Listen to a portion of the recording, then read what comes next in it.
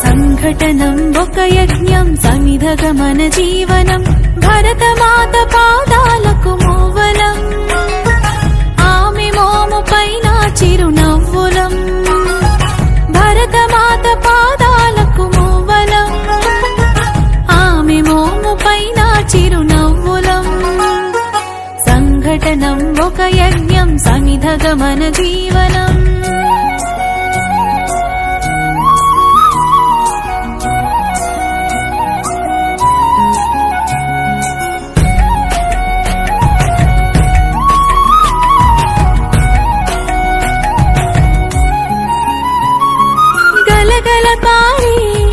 ఆ జలపాతం